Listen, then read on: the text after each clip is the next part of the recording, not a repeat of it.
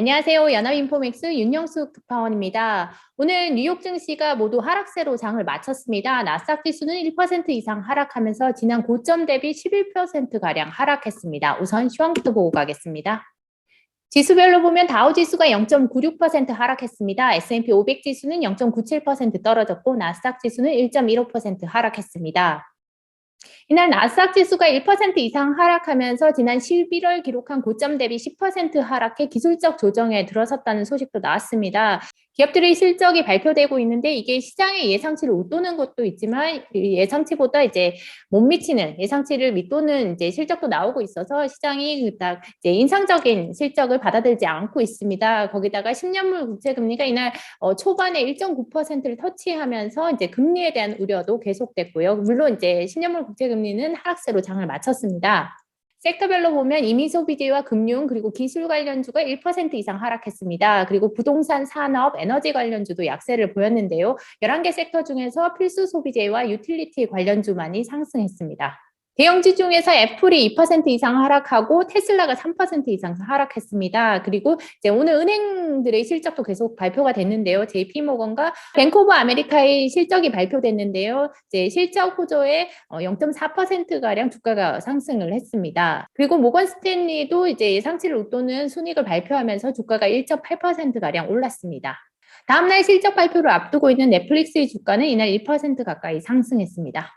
이날 뱅크 오브 아메리카가 예상치를 웃도는 실적을 발표하면서 주가가 결국 이제 0.4%가량 상승해서 마감했고요. 모건 스탠리의 주가도 이날 실적이 예상치를 웃돌면서 2% 이상 올랐습니다. 그리고 P&G도 이날 실적을 발표했는데요. 주가는 4%가량 올랐습니다. 유나이티드 헬스도 예상치를 웃도는 실적 발표에 주가가 상승세로 마감을 했습니다. 지금까지 44개 기업이 실적을 발표했는데 이 중에서 73%가량이 월가의 예상치를 웃도는 실적을 발표했다고 합니다. 하지만 시장에서는 이번 실적 자체를 그렇게 인상적인 수준으로 보고 있지 않은데요. 아무래도 이제 초반에 JP모건이나 골드만삭스의 실적 발표 이후에 이제 주가가 하락하면서 아무래도 금융주의 실적이 예상보다 좋지 않은 점이 주가의 부담으로 작용하고 있는 것으로 보입니다. 그리고 무엇보다도 이제 연준이 예상보다 더 일찍 기준금리를 인상할 것으로 예상이 되면서 시장에서는 변동성이 더 높아질 것으로 예상을 해왔고 그 때문에 시장이 이를 소화하고 있는 것으로 분석을 하고 있습니다. UBS 글로벌 웨스 자산운용 같은 경우는 연준이 3월에 만약에 기준금리를 인상을 하고 그리고 올해 3번 금리 인상을 한다면 이 지금과 같은 주가 랠리 추세 자체는 바뀌지 않을 것이다라고 얘기를 하고 있습니다. 하지만 워낙 이제 나스닥 지수가 10%가량 하락을 하면서 이제 앞으로 주가가 더 하락할 수 있다라는 진단도 많이 나오고 있는데요. 기본적으로 이제 차트 분석가들, 그러니까 기술적 분석가들 같은 경우는 주가가 10%에서 지금 더 하락할 수 있다라는 진단을 내놓고 있습니다. 이미 나스닥 지수가 전날에 200일 이평선을 하향 돌파를 하면서 이제 장기적으로 추가 하락할 가능성을 열어둔 상황인데요. 티스트리 라이브의 스캇 애들러 씨는 어제 같은 경우 시장이 조금 극단적이긴 했지만 시장이 바닥이라고 생각하지 않는다라고 얘기를 하면서 나스닥 지수가 더 가파르게 하락한 가운데 지금 나머지 시장도 상당히 더 취약해졌다라고 하면서 트레이더들은 아마 주가가 이제 강세를 보이면 오히려 이거를 매도의 기회로 삼을 것이라고 예상을 하고 있습니다. 그리고 무엇보다도 오늘뿐만이 아니라 앞으로 몇 주간은 더 주가가 하락할 것으로 예상을 했습니다. 그리고 이제 일단은 S&P 500 지수 같은 경우는 1차 지지선을 4,500으로 봤고요. 그리고 만약에 이 4,500을 하향 돌파할 경우 4,320까지도 떨어질 가능성을 열어둬야 된다고 시장에서는 보고 있습니다. 그리고 이제 마크 뉴튼 씨는 나스닥 지수 같은 경우는 이제 저점을 10월에 기록한 저점인 14,180 1까지 열어둬야 된다고 얘기를 하고 있고요. S&P 500 지수도 12월 기록한 저점을 테스트할 수 있다고 예상을 하고 있습니다. 그러면서 이제 뉴튼 씨는 S&P 500 지수가 최저 4,450에서 4,495까지 떨어질 수 있다라고 보고 있고요. 그리고 또 다른 전략가는 지금 S&P 500 지수를 4,200까지 테스트할 수 있다고 거기까지 떨어질 가능성을 열어둬야 된다라고 얘기를 하고 있습니다. 지금 시장에서는 워낙 이제 기술적으로 장기 이평선을 뚫고 떨어지는 분위기니까 아무래도 이제 더 이제 추가 하락 가능성을 열어두고 있는 분위기입니다. 네, 애널리스트 멘트 하나 보고 가겠습니다. 크레스 캐피털의 잭 에블린 씨는 이렇게 얘기하고 있습니다. 투자자들이 지금 걱정하고 있는 게 더 높은 금리와 그리고 금융 환경 자체가 더 타이트해지는 것, 이것 자체를 걱정하고 있고 이러한 것들이 지금 밸류에이션 압박으로 작용을 하고 있다라고 얘기하고 있습니다. 무엇보다도 연준의 오랫동안 이어진 부양책 자체가 다시 되돌려질 것이라는 이런 우려가 가격에 반영이 되고 있다고 얘기를 하고 있고요. 그리고 이날 P&G의 실적이 발표가 됐는데 이게 그동안 인플레이션 우려가 많은 기업들이 투입 비용을 상승시킨다는 우려가 있었습니다. 그런데 P&G의 마진이 생각보다 좋았고 이것이 이제 일부 우려에 안도감을 줬다라는 분석도 나왔습니다. 그리고 당분간 시장에서는 기술주의 반등은 나올 것 같지 않다라고 보고 있는데요. 무엇보다도 다음 주 열리는 연준의 FOMC 회의 전까지는 이제 반등할 가능성이 작아 보인다라고 보고 있습니다. 그리고 투자자들이 무엇보다도 지금 아직 나오지 않은 애플이나 이제 대형 IT 기업들의 실적을 좀 더 지켜봐야 하기 때문에 그때까지는 좀 대기 모드에 들어갈 것으로 본다라고 시장에서는 보고 있습니다. 다음 주 FOMC 회의는 25일, 26일이니까요. 26일에 결과가 나올 예정입니다. 그럼 지금부터 오늘의 주요 기사를 자세히 들여다보겠습니다. 뱅크 오브 아메리카의 4분기 순이익과 주당 순이익이 시장 예상치를 웃돌았습니다. 다만 영업수익은 전망치를 소폭 하회했습니다.